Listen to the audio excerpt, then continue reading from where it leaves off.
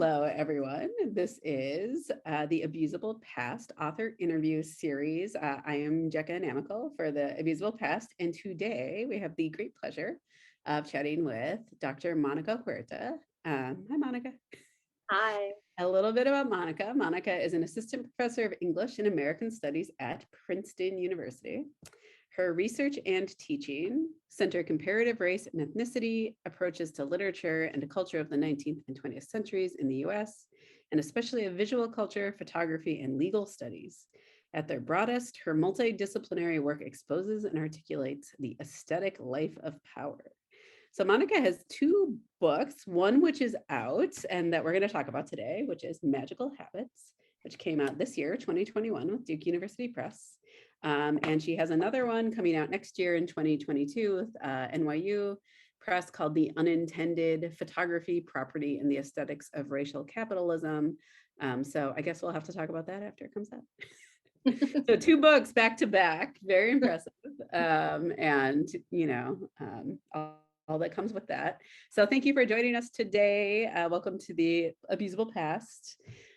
So this book is unique. This book is a part memoir, part sort of experimental writing. And I know you as someone who's deeply interested in history and memory and archives, which I thought we could focus on today. But just for our audience or whoever's watching this, this is just a totally beautiful book. Please read it. You will not be sorry. It's a gorgeous book. So congratulations on that. So I guess I just want to start with this question about sort of history and memoir. When you set out to write this, and you write so extensively and beautifully about our family and archive and memory in here, and I love that you sort of admit to having a bad memory about halfway through the book, 3/4 through the book, which, actually up to that point, it seems like you have a very excellent memory, but actually maybe what you're really good at is saving things. You have an archival instinct that is brilliant. So can you just, when you talk about your approach to writing this, sort of what you think writing memoir is and the relationship between family and archive for you? Yeah, I would be happy to. Also, thank you for having me. It's so nice to chat with you and to see you. I miss having donuts and nachos with you in Durham. It's the best. It's the best. But maybe also just to say, for folks who haven't read it, that part of what Magical Habits is about as a memoir is that it's about growing up in Chicago in an environment that was shaped by the fact that my family, who is Mexican, owned restaurants in Chicago. And that fact and those conditions play like a really important role, the way that they played a really important role growing up for me. But they also played an important role in my intellectual life in ways that I talk about in the book. So how do I think about memoir? So one thing that I was trying to experiment with is I was trying to experiment with what it would mean to not think about memoir as an act of revelation or confession or working through of emotional relationships to particular history. So, lots of memoirs do that work, and it's important, beautiful work, and we all benefit from people sharing really generously about their lives. But I was trying not to do that for two reasons.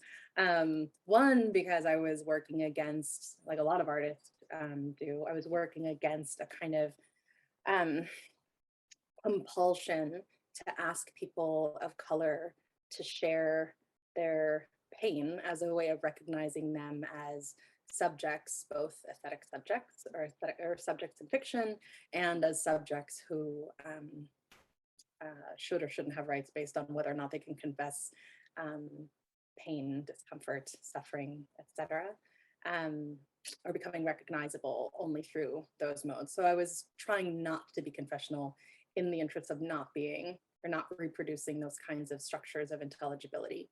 Then the other experiment that I was trying to do with memoir is that I was trying to experiment with what what is writing in the first person if I'm not adhering to the property logics that have defined the way that people understand personhood in um, capitalist political economies that that we continue to live in. Um, and that was really hard to try to unthink property, but that, that means not investing in a sense of me as important because I am mine, but also not investing in other people's importance because they are theirs, but also trying to maintain a kind of ethical relationship both to myself and also to other people, feeling responsible to my family, feeling responsible to not telling my family's secrets in a way, but also not trying to write as though I'm protecting those secrets because they are theirs in the sense of an ownership over them. So that was the intellectual work behind the way that I was trying to write something personal that has a relationship to the writing that we call memoir, but that also was doing, I think, different intellectual work as memoir. So there's a lot about, me growing up in the restaurants, and different observations that, I would have in those restaurants. But I tried to not write a book that was about how I grew up to realize such and such about my relationships with my families, or it's right, like it's not a book that's about, it's not really about my relationships with my family, even though they're there and even though they play a role. And it's not about how I grew up or what I would narrate, to friends or to therapists as like my process, like coming into an adult way of relating to history or memory or writing or archives. I think you're right though that if the if there is something that the book is doing that's historical, it is archiving as the central thing. And that's like, I've been asked the question before if that's like because I knew I was going to write about myself, and so I was keeping all these things because of that. And it's not. It's much more an obsessive impulse than it is like I knew that I was going to write this book, so I kept all this shit. Like that's not what I was doing at all. If I can just follow up on that, I mean, I think since you have this other book coming out, which you can define genre for me for it, but which I understand to be fairly interdisciplinary. And I know you have training in history and have thought about sort of this from a historical viewpoint. I wonder what the process was for you to think differently than, say, somebody going into a state archive, a private archive, papers in a university library, and reading about somebody else's life and somebody else's family, since you have that experience, right? And you sort of mentioned the sort of ethical obligations you had to not telling your family's secrets, but often, and I think that historians feel like their obligations to the discipline or to the writing of history is to find those, depending on what they are. It's maybe not to always out things that need to be outed, but just say like maybe this person not revealing their sexual or their gender identity or something was, tells us something about a time period, right? But that maybe, one isn't comfortable doing that with family in the same way. And what do you see as the differences between there? Is there overlap? Can you do less when you're talking about your own family? What do you think? I mean, I think so one thing about the book that's either weird or interesting, depending on how you're reading it, is that I include pieces from my undergraduate thesis that's been lightly edited to not be embarrassing. And so something that my friend Lily asked me recently is is how it is that I managed exactly that as like a 22-year-old trying to do something that was legible as cultural history with archives that were my family's, right? So menus for my family's restaurants, promotional photographs of members of my family for various business enterprises. I think so what maybe could be interesting about those sections in the book is that, when I was 21, I was being very earnest in trying to write in the mode that I was taught was the correct mode for writing history. So I was very earnest, and you can feel it, I think, in the book, about trying to be objective about writing about, Huerta and Castellanos, who are my dad and my mom. And their representations of self and the ways that they used photographs and in menus and fictionalized aspects of their history. And I was using, the terms of scholarly inquiry to talk about things that with my friends, I would say, like, I thought were kind of lame. Like, but I was translating them because I was learning ways of thinking about race and ethnicity as they're commodified in certain forms of business. And that's what I was writing about. And I was learning those new vocabularies for writing about them. So I think in that mode, or in those sections, I am really earnestly trying to do that, right? Which meant actually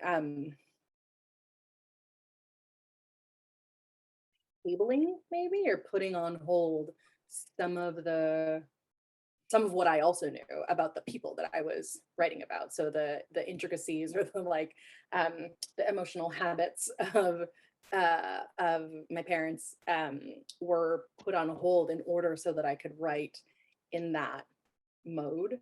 And so I say this in the book, and I think that it's true that some of the thinking that happens now in Magical Habits around those sections, I consider sort of reparative gestures for that blocking off that I was doing in trying to write in those modes about my family, and not by way of filling in gaps or something, but much more in trying to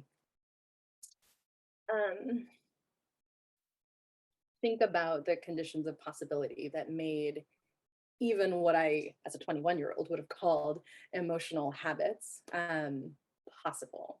And that's, yeah, I don't know, that's like right or wrong, that was the mode of repair that made sense to me, to have actually a different mode of writing and a different way of trying to write around and write about the scholarly modes of thinking that created that undergraduate thesis. So I'll break in to say that I had my senior thesis students read this, and Monica kindly spoke to them, and it's a really wonderful exercise to think about how your approach to things change over, even in that kind of archive, right? You wrote this as a senior. And then, if it's going to go into this book, what would it look like, right? So that was really instructive and interesting. I want to ask you, push you a little bit more on the family archive, and you write about ancestors in Mexico, and like some very dramatic, melodramatic even histories there. And I guess I wonder if you're willing to reflect on how much of this you did for the book, like going and seeking this out, and how much you sort of grew up with as family lore, right? Because we hear these stories growing up, often when our families are immigrants, right? And these places are, they seem really mythical in a lot of ways. You don't live there, you don't know these communities, really. I mean, maybe members of them, but not sort of in the lived experience. So they're like larger than life, but also seem like in the ancient past in some ways. So I wonder, how much of that is your experience and how much of it was you going to do research in it? Totally. So the main place where that's happening, right, is the second essay that's about my I can't remember what it's called, but the second one called something about fabulation, I think. about my great grandfather in Mexico, who was in 2007, was beatified by the Catholic Church as one of the martyrs of the Cristero Rebellion in the late 20s in Mexico. I mean, family lore.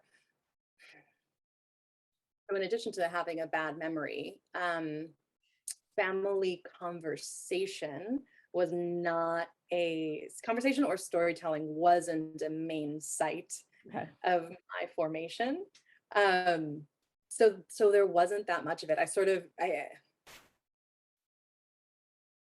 I knew that somehow, right, as a kid, right, because in 2007 I'm 26 and I go to the ceremony of the beatification with the other 12 people who were also beatified by the church.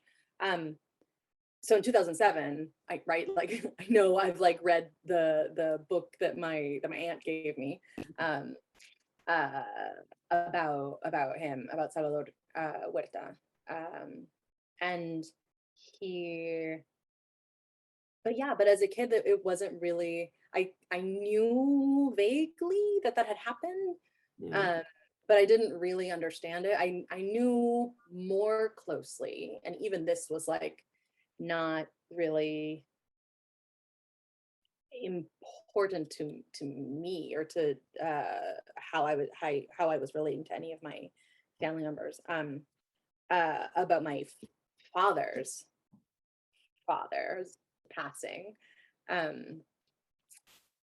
but not as much. So almost all of the details, besides the fact that my great grandfather was killed by the Mexican army,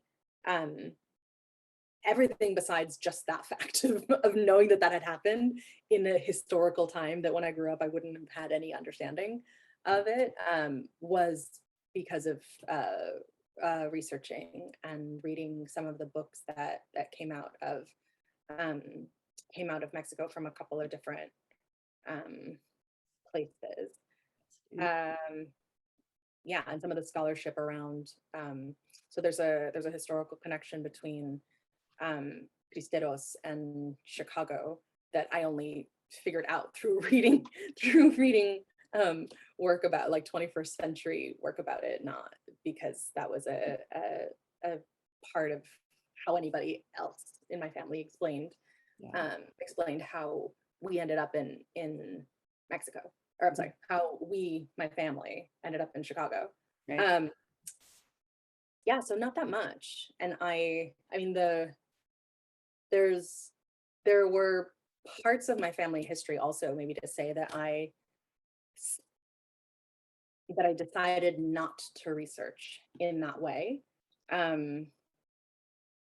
because I didn't want, part of the thinking through that the book is doing in the kind of critical register is about a relation to history and how it is to affect a relation to history that allows for a kind of holistic politics in the present.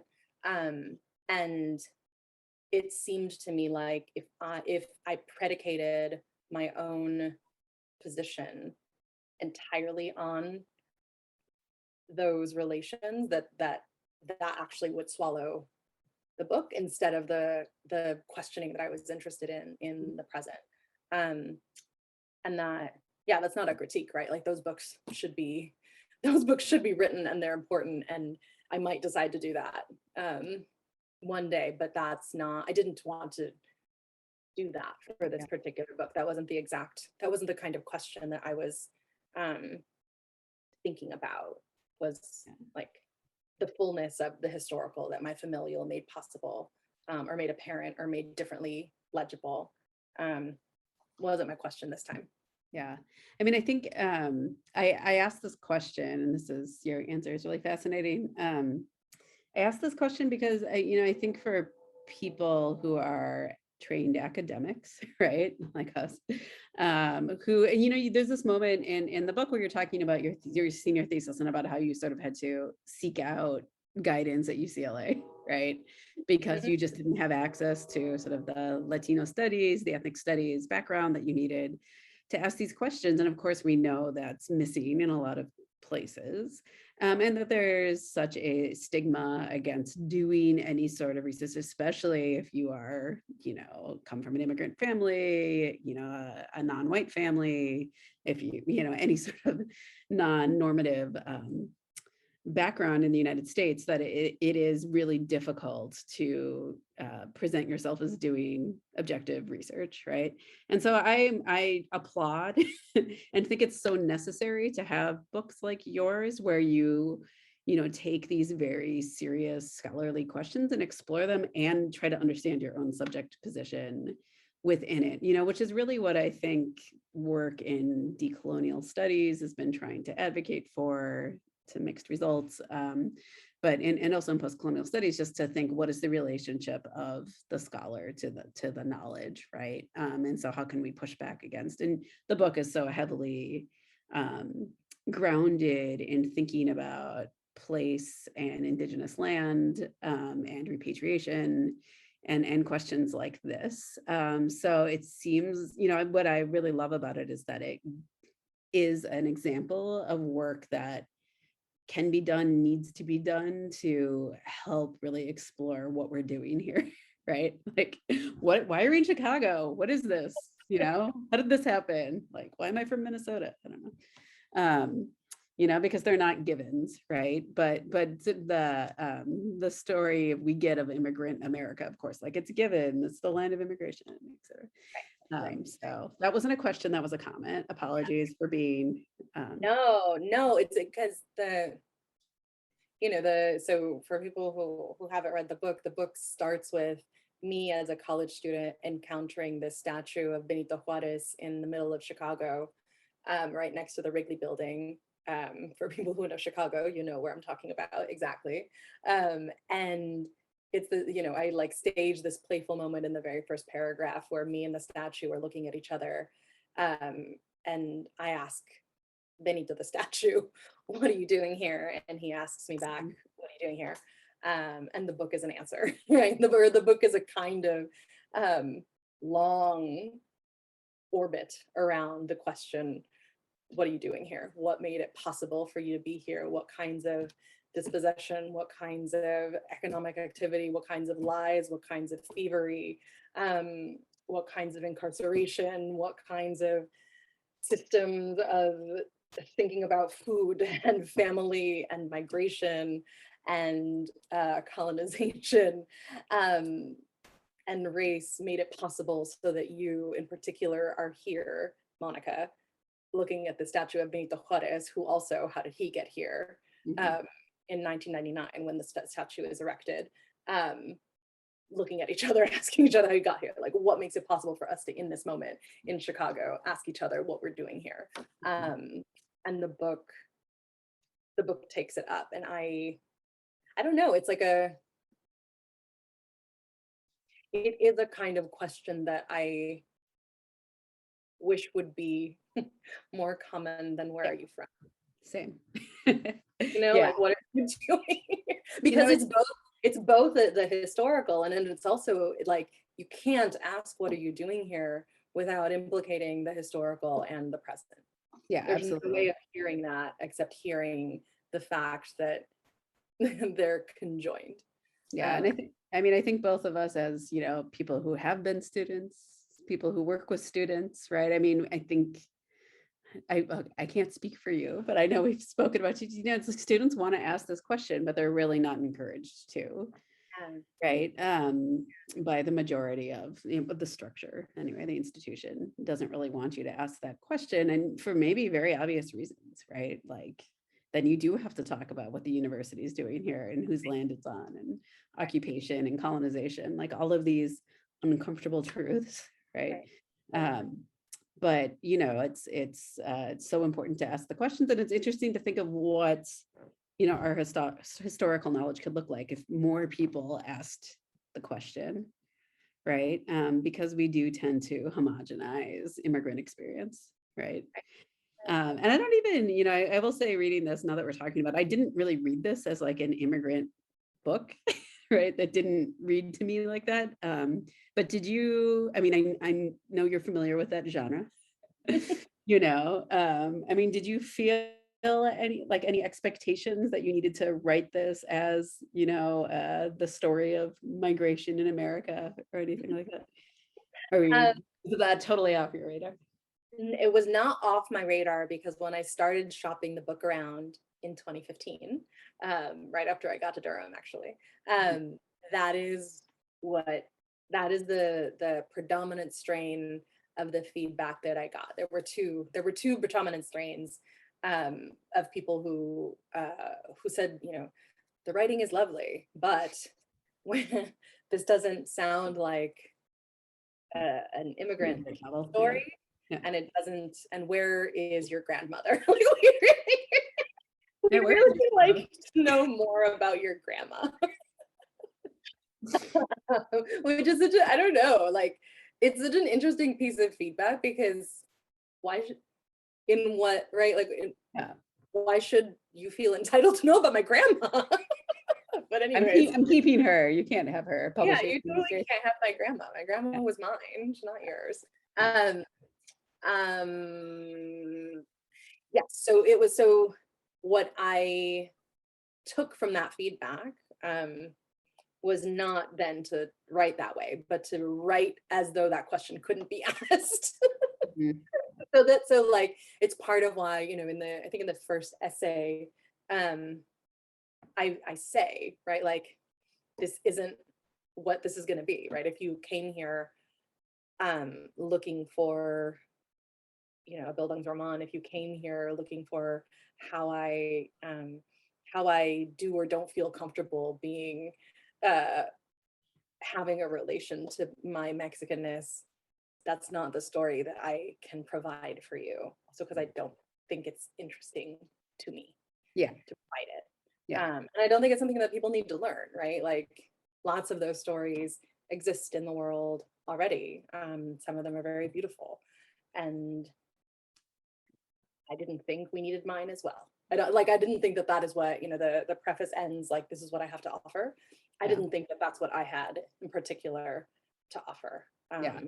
I don't think my version of that is even the most interesting version. And it's certainly not the most important version. So even beyond you saying like it's not that interesting, or I mean, I think it's the reason that stands out to me, and I again think it was done so well, is that we're really at a point with most of the sort of categories that the media wants us to accept, from Asian American to Latinx to, it's like there's a story associated with it. And it's like really time to complexify all of them, right? And of course, like everyone's going to have a different experience. So it's so interesting to read your book that truthfully, like, really says this isn't. I didn't grow up seeing the world like that, right? I think that's what it was saying anyway. That people want to give that narrative framework to it, but that's just not how it was. And like allowing people to live differently because they already do is great and important. And I think that, I think this from having students too, right? That I don't think our students need that story anymore. Yeah. It's certainly not the ones that students come to my classes looking for. Yeah. They're much more interested in they're much more interested in the ways that people from minoritized communities tell stories differently than in that one. Yeah. So yeah. I love also how it gets at there's a lot of circulation in it. There's a lot of mobility in it, right? Going back and forth. Towards the end, you're in Mexico looking for a burrito. It just made me really hungry. Everyone, you need to get food while you're reading the book. Get your favorite tacos on speed dial. You're gonna have to get them. It's really important. But I really felt it was really rooted in the place of Chicago, but also really circulated a lot, which again is much more sort of a more interesting to me approach to the immigrant experience than the sort of looking for my roots, which. And in Chicago, I mean, I haven't actually, I don't think I've talked to somebody who was from Chicago who has read the book. I'm really interested in, Oh, yeah, no, I'm really interested in people who have a relationship to hey, Chicago. Chicago. Hey, Chicago. Contact Monica. Great color. I'm super interested in what they would have to say because my sense of it as someone who has not lived in Chicago since I was 14, is that like I wrote the Chicago of my childhood, right? Which is like a very idealized version of what even Chicago is. So I'm I like wish somebody would tell me, somebody from Chicago would tell me how that sat for them, or if it didn't feel actually like Chicago at all. Oh, you know what? Who did? My one of my graduate school advisors, Elisa, is from Chicago, and she read it, and she said that she could remember those Mexican restaurants in the 80s and 90s. So I did that part well.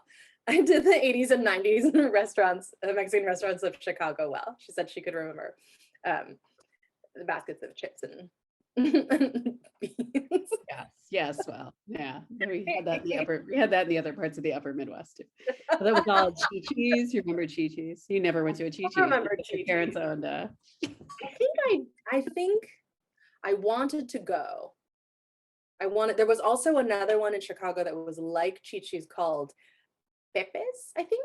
okay. That was like related. Mhm. Like it was just a similar kind. And I still don't know that I totally understand, but my parents, especially my mom, my parents were very adamant that their restaurants were not that. And that, yes, was the food tastier? Probably. But as an adult person, like, was it that different? I mean, I don't think so. Different cheese. We used different cheese. That's all. You gotta get that. Yeah. It wasn't like Jack cheese. Oh yeah, that's what I wanted. I mean, maybe we should. We're about at our time here, but I mean, the image that stands out. I already told this to you, I think. The image that stands out to me is the one of you sort of describing watching your father, like walking around in his underpants. And it's the reason that it stood out to me, besides it being sort of a comic moment and image, is just, like reading through the eyes of a child.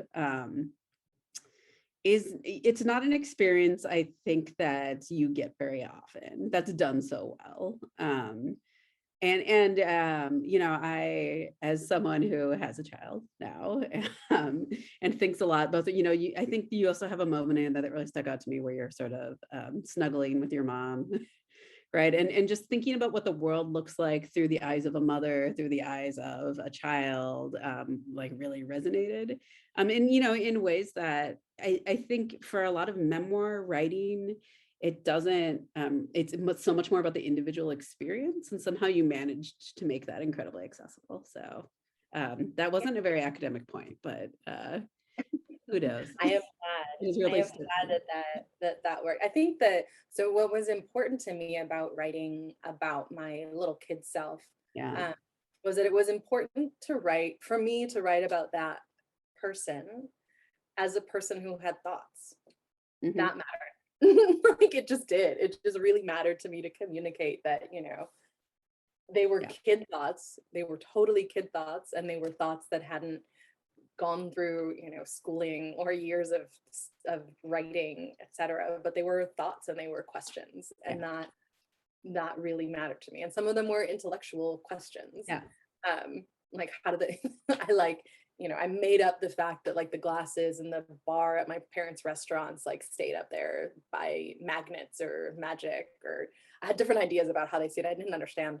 And they were, was it true what I was thinking? No, but I was asking questions about like gravity and matter, and those are questions, and I wanted to understand. And I I don't know, there's like a,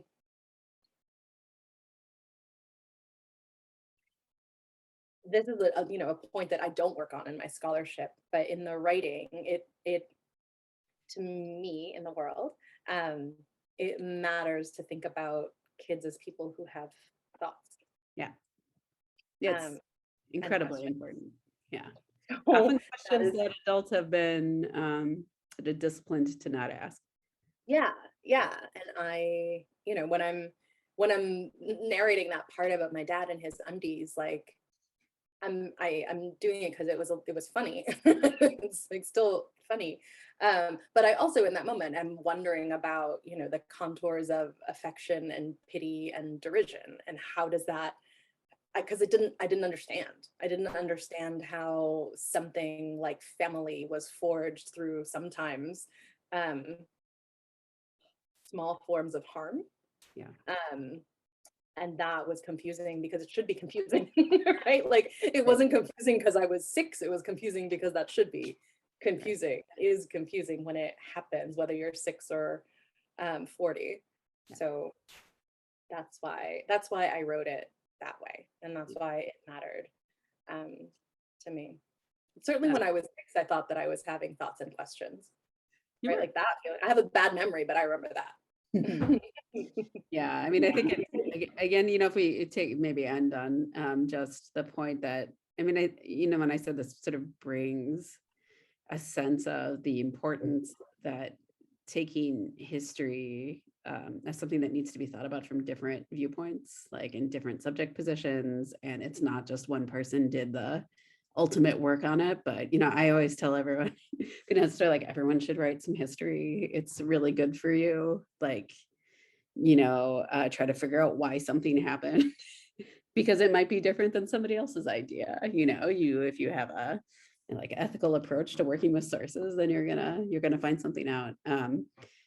So you know, just being able to like do the work and show us what that might look like is great, is wonderful, is an exciting thing for historians, I think. And there's so much more in here about like literature and genre that one could talk about, but this is the abusable past, so we're sticking to archives and historical narrative. I would So have used it today. Monica has all kinds of other talks that I'm sure are recorded that you could access. She has a great website, so we'll post it alongside us so people can see it. But thank you, Monica, and everyone, read Magical Habits. Thank you.